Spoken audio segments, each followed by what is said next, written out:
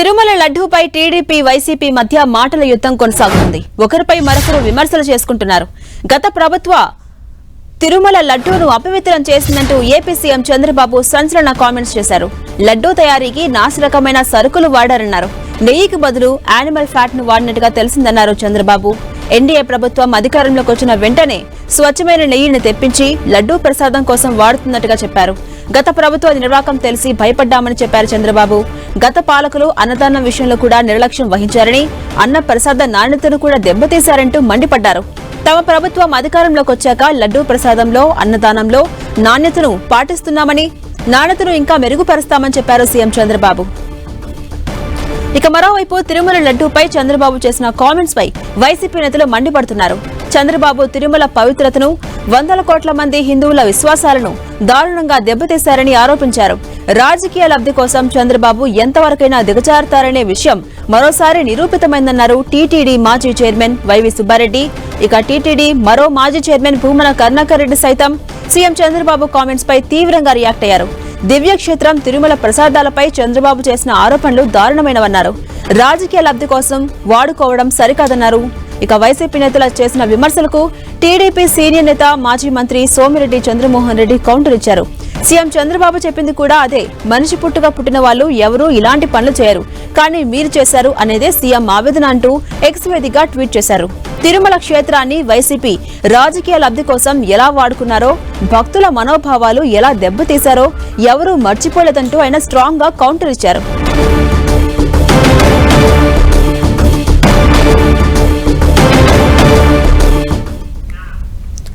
ఇదే అంశంపై మరింత సమాచారం మా ప్రతినిధి మురళి అందిస్తారు. మురళి, సీఎం చంద్రబాబు సంచలన కామెంట్స్ చేశారు. తిరుమల లడ్డూ ప్రసాదంపై ఇటు వైసీపీ టార్గెట్ గా విమర్శలు గుప్పించారు. ప్రస్తుతం మనం చూస్తున్న మాటల యుద్ధం కొనసాగుతోంది. ఇప్పటివరకున్న అప్డేట్స్ ఏంటి?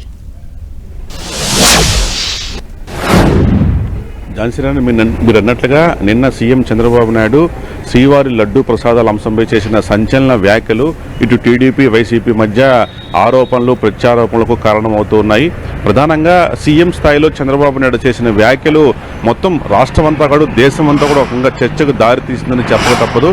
ఆయన ప్రధానంగా గడిచిన 5 ఏళ్ల కాలం అంటే వైసీపీ హయాంలో లడ్డూలు తయారీలో స్వచ్ఛమైన నెయ్యికి బదులుగా కల్తీ నెయ్యి వినియోగించారు అన్న అర్థం వచ్చే రీతిలో చంద్రబాబు నాయుడు వ్యాఖ్యానించారు. అంతేకాకుండా మరింత స్పష్టంగా ఆయన లోతుగా చెప్తూ అనిమల్ ఫ్యాట్ వాడారంటూ కూడా చాలా తీవ్రమైన వ్యాఖ్యలు చేశారు. అనిమల్ ఫ్యాట్ వాడడం అంటే కొన్ని జంతువుల నుంచి ఉత్పత్తి అయ్యే లేదా తయారయ్యే క్రొవ్వులను, అంటే నిజానికి కల్తీ నెయ్యి తయారీలో ఇట్లాంటి ఒక క్రొవ్వులను వినియోగిస్తూ ఉంటారు. ప్రధానంగా అంటే స్వచ్ఛమైన ఆవు నెయ్యిలో మాత్రమే స్వచ్ఛత ఉంటుంది, కానీ చాలా వరకు హోటల్స్లోని కొన్ని ప్రైవేట్ కంపెనీలు కూడా నెయ్యిని కల్తీ చేసుకుంటాయని మనం చాలా కాలం వింటున్నాము. దీన్నే గీ అడల్ట్రేషన్ కూడా అంటూ ఉంటారు. అంటే నెయ్యిని కల్తీ చేయడంలో భాగంగానే అందుకు సంబంధించి జంతువుల అవశేషాల నుంచి సేకరించిన క్రొవ్వులను, అంటే ఒక రకమైన ఆమ్లాలను వినియోగించి నెయ్యిని తయారు చేస్తుంటారు. ఇట్లాంటి జంతువుల ఫ్యాట్ నుంచి సేకరించిన క్రొవ్వుతో తయారైన నెయ్యిని శ్రీవారి లడ్డూ తయారీలో వినియోగించారని దాదాపు చాలా స్పష్టంగా సీఎం చంద్రబాబు నాయుడు చెప్పడం జరిగింది. అంటే మనం చూసాం, కూటమి ప్రభుత్వం అధికారంలోకి వచ్చిన తర్వాత శ్రీవారి లడ్డూ ప్రసాదాల విషయంలో చంద్రబాబు నాయుడు సర్కార్ మొదటి నుంచి కూడా చాలా సీరియస్గా ఉన్నారు. స్వయంగా కొత్తగా ఈవోకి వచ్చిన శ్యామలరావు సైతం ప్రసాదాల నాణ్యత పైన పూర్తి స్థాయిలో దృష్టి సారించి ఈ నేపథ్యంలో ఇదివరకు వినియోగించిన ప్రసాదాల ముడి పదార్థాలను ఫోరెన్సిక్ ల్యాబ్కు పంపించి అన్ని రకాల ఫుడ్ సేఫ్టీ పరీక్షలు నిర్వహించారు.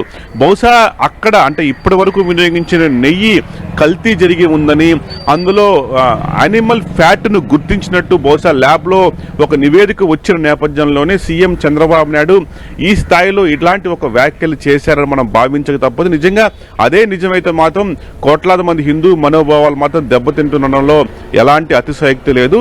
ఈ నేపథ్యంలో అట్లాంటి వాటికి చెక్ పెడుతూ మేము అధికారంలోకి వచ్చిన తర్వాత స్వచ్ఛమైన ఆవు నెయ్యితోనే శ్రీవారి లడ్డూలు తయారు చేస్తున్నామంటూ కూడా సీఎం చంద్రబాబు చెప్పడం జరిగింది. అంటే ఒక మార్పు అయితే జరిగింది. గడిచిన ఒక నెల రోజుల క్రితమే అంటే అంతకుముందు కర్ణాటక ప్రభుత్వం నుంచి స్వయంగా అక్కడ తయారయ్యే నెయ్యిని తెప్పించి వాటిని లడ్డూ తయారీలో వినియోగించేవారు. అయితే వైసీపీ హయాంలో ఈ కర్ణాటక కాంట్రాక్ట్ను క్యాన్సిల్ చేసి ఉత్తరాదికి చెందిన కొన్ని సంస్థలకు ఈ నెయ్యి సరఫరా టెండర్లు అప్పగించారు.